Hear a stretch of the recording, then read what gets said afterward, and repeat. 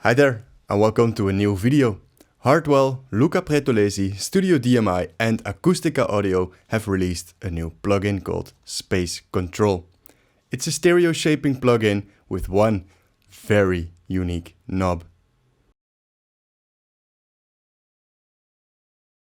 There are two sections to this video. The first one is an overview of all the knobs and all the features. The second one, I take a look at the workflow.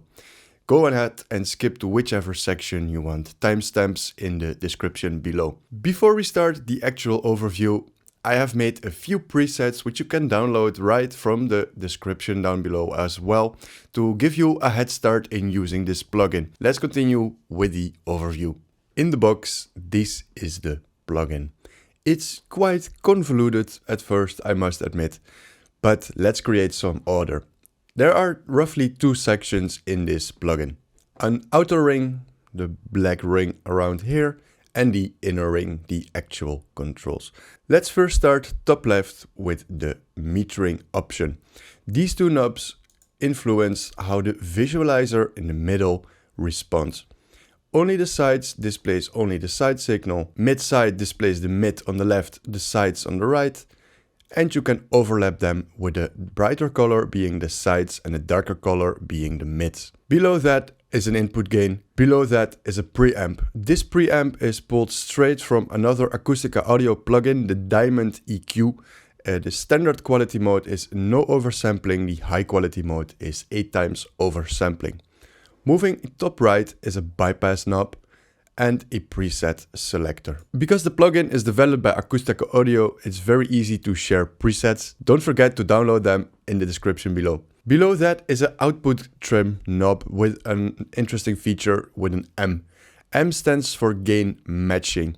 When you click the M, a snapshot is made of the last transients and the output gain will be automatically adjusted accordingly, plus or minus. Continuing to the bottom right, there is a mid and a side solo section. This lets you listen to only the mids or only the sides.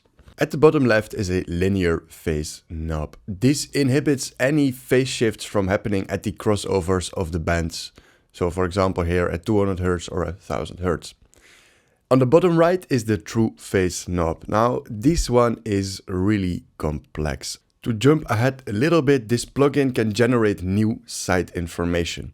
The true phase knob influence how this newly generated side information is being summed. The result is that any panning or stereo effects are being pulled into the center without making it mono, but negating any panning effects while still maintaining stereo width. I must admit this explanation is lacking because it doesn't have any fine details.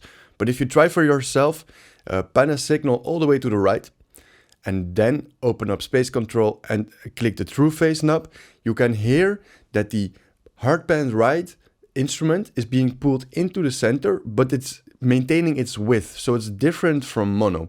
That said, even the manual says it's a matter of taste, and it's a use it or don't use it situation.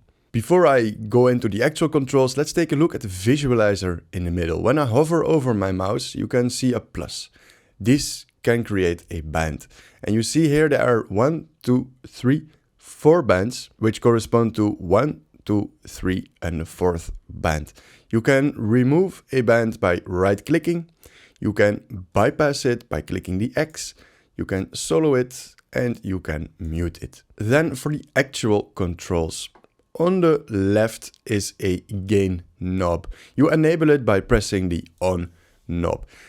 Please be reminded, this on knob only links to the low gain. The rest of the bands are activated in the visualizer section. Then there are 3 knobs that work together. A dry wet slider, a spread knob expressed in milliseconds, and 3 modes to choose from.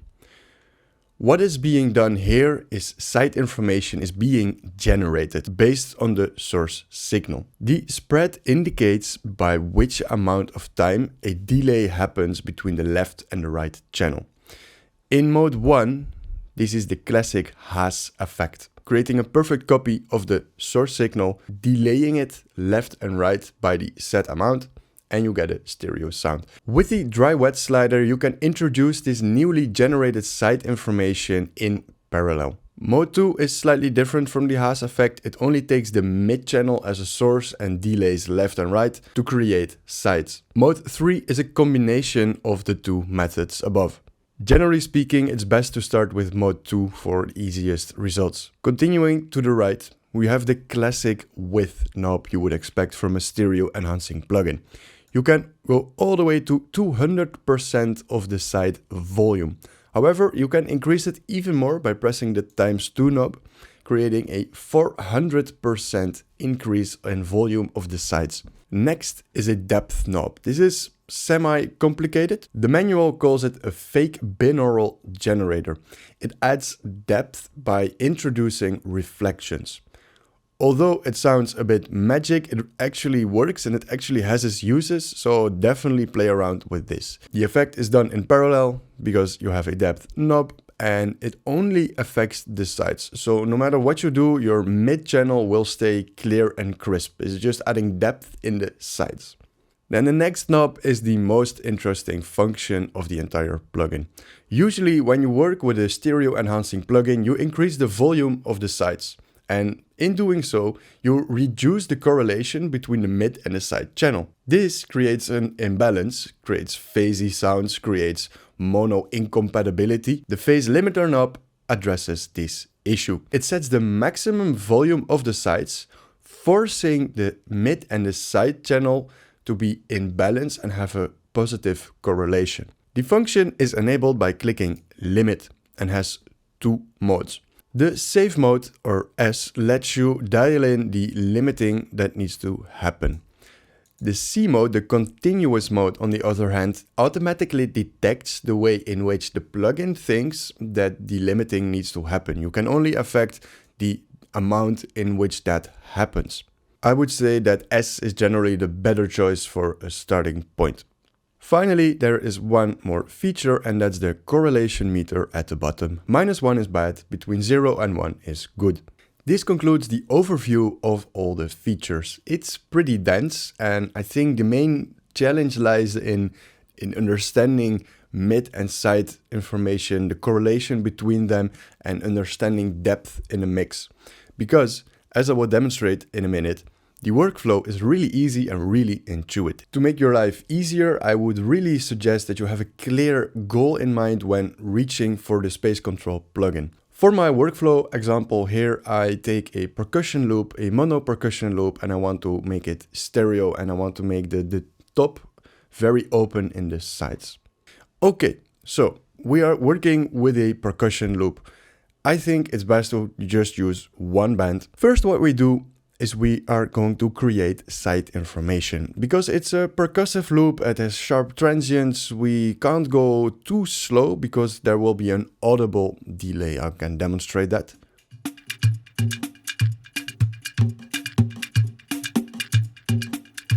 Absolute garbage. Let's reduce it.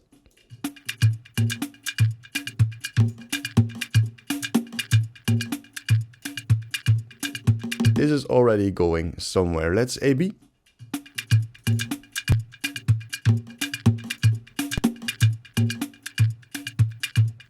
Very nice. You can also see it in the visualizer, the amount of side information we created. If I reduce it back to 0,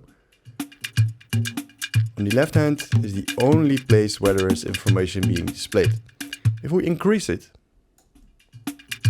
voila, on the right hand side in bright we have newly generated side information. And we can see we're still in a positive phase correlation because we're above 0.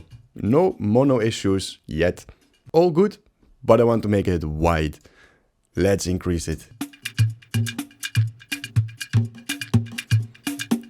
Now we're getting somewhere. But there is an issue. We have negative phase correlation. You can even see a red outline, stating that the sides are louder than the mids. What do? We enable the phase limiter. You can see a nice limiting visually happening and the phase correlation being pushed back above 0. But it's too much, we are losing width.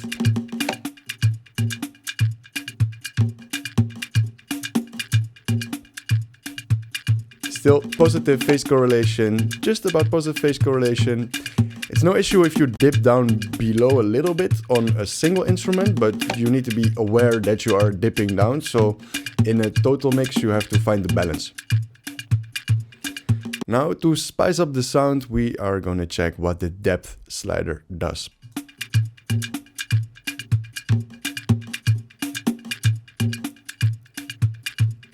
You can hear the extra reflections taking place. Pay good attention to the high end.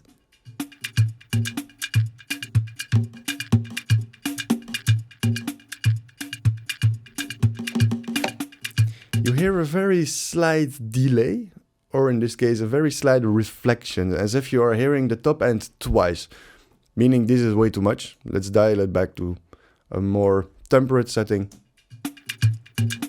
We're still hovering around 0, maybe it's a bit too much.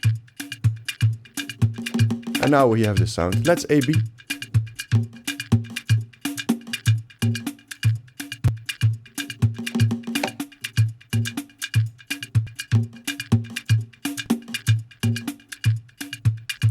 Perfect. However, there is an issue. I feel like the low end, the low percussion, it has lost its attack, its transience. What do? We create a new band from about 200%. Let's copy paste.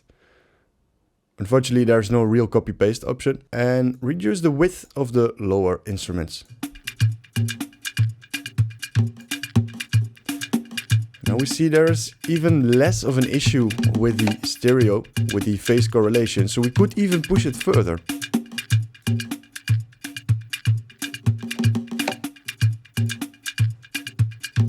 Let's A/B compare.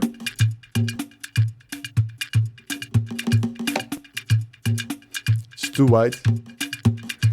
Even when it's too wide, it still works. The phase correlation is positive. So you can see this plugin really has a power to make something mono, to really make it stereo in a very nice and natural sounding way. But of course, this plugin can do much more than just make a single loop stereo. That's why I have some bonus tips for you. In a production context, you can reduce the width of a band in the build-up. Once the drop hits, you open it up back up with automation to make the drop even bigger than it actually is.